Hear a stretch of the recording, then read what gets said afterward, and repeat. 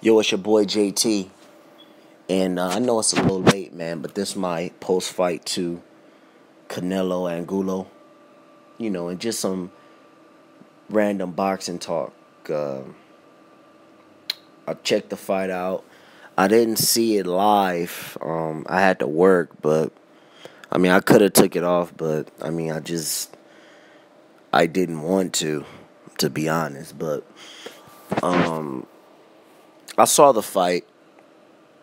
And that boy Canelo, man, he looked like a totally different fighter than he did against Mayweather.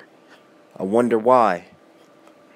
That boy came out and he just went beast mode on Angulo. I'm not gonna lie, I picked Angulo to win. You know, but the thing is, I knew that the only way Angulo would win would be by knockout. Because I know that Canelo is just a much more talented fighter. But the thing is about Canelo, what makes it hard to pick? What makes it hard to pick Canelo is the stamina issues. The stamina issues is really the only reason why it's hard to pick Canelo in big fights, because you would think that it'll eventually catch up to him. But my take on it is this, man. I'll never pick against Canelo again at 154. Because no one's going to beat him at 154 unless only Mayweather. I'm not picking against Canelo again, man. The guy is an extremely talented fighter, dude. Extremely talented fighter.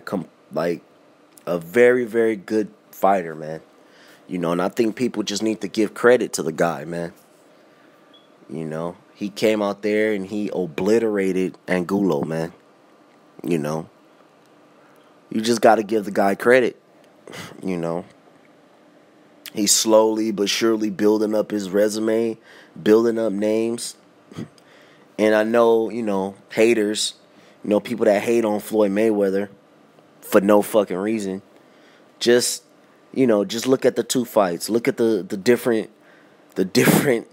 Canelos in both fights, man. And this fight really made Floyd look good, and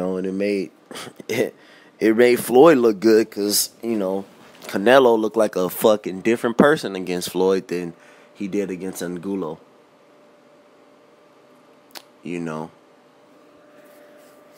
What's next for Canelo? Man, it's tough to say, dude. If he wants to move to middleweight, I'm sure he can. He came in at, over 170 pounds in the fight. If he wants to move to middleweight, I'm sure he can, but I would, work my way to it. Probably fight a catchweight fight. Then go to middleweight. The problem with Canelo is he's like those guys in the NBA. Those guys who are like a tweener. Like, you're like 6'4", you're kind of quick, so you could probably play point guard, but you're probably tall enough to play shooting guard, but you're not as athletic. You're kind of a tweener, one of those type of guys. That's how I look at Canelo, man. I think he's bigger than the guys at 54. But I don't think he'll be bigger than the guys at middleweight. I think he'll have a hard time, dude. I think he'll have a very, very hard time with guys at middleweight, I just think guys like Murray and, Curtis Stevens and Golovkin, Quillen, those guys are just bigger than him. Those are big middleweights, man, who's losing, coming down from 180 to make 160. I think, if he could just take a few fights at a catch weight, then go up to middleweight full fledged. But I don't know, man. I think people just give this guy credit, man. He's a great fighter, dude. I'm done picking against him. I mean, anyone who fights Canelo, I'm gonna have to go with Canelo, man. Arislandi Laura will not be Canelo, dude. You know, I mean, I know that's what people want to see. But see, the thing with Laura is, I know Laura's Cuban or whatnot, and people make assumptions that, dude, all Cubans are like Rigondeaux. Rigondeaux is one of the top fighters in the sport. He's on levels with Ward and Mayweather. He's on that type of level. You know, meaning he's going to do whatever the fuck he wants to do in the ring. You're going to fight his fight. You know, his defense is impeccable. You know, you're going to fight his fight. Now, Laura does not have as good defense as a Rigondeaux. And as you can see in the Angulo fight, you can make Laura fight your fight, just like Angulo did. So he fights Canelo, he going to get knocked the fuck out. And, you know, a lot of people going to be, you know, it's going to just be like, going to probably make excuses or something, you know, because Canelo is just way too explosive. And, you know, his offense is just too much for Laura, man. And he's faster than Angulo. He's more explosive than Angulo. I just think that's just all bad for. He's much bigger than Laura, faster. Well, I don't know about faster, but he's definitely more explosive. You know, so I think that fight's all bad for Laura. So, but it's gonna happen. I mean, Canelo don't really have anywhere else to go, really. I mean, I think it's gonna be the next fight. It's gonna be Canelo Laura. I don't see why not. It's nothing really blocking the fight. You know, nothing really in the way. No real other opponents, really. I mean, even though they said Laura's going to fight Ishe Smith on Mayweather undercard, but I still think it'll happen. Anywho, yeah, man, it was a great fight, man. Canelo just unloaded on Angulo, man. Just hit him with the whole kitchen sink, man. I think the stoppage was a great stoppage. You know, I think that was a great stoppage. You know what the fight reminded me of? You know, Levander remind me of Jesus Chavez versus Levander Johnson, man. And guess who was the referee? Fucking Tony Weeks. And guess what happened in the fight?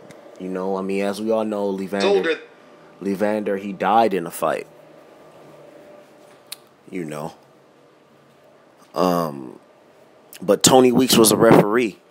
And he stopped the fight because he was getting hit with the whole kitchen sink and he wasn't fighting back. So yeah, man. It was the same type of fight, dude.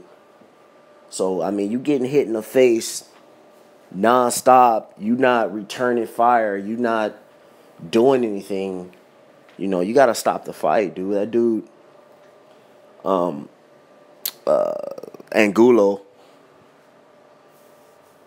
he got family, man. He got kids. You know, you can't just let the guy. I don't think he's going to stop the fight or his corner. Well, Virgil Hunter did threaten to stop the fight. So that's why I don't think there was a major protest from his team. Because, dude, you getting hit like that, dude. It's just not good.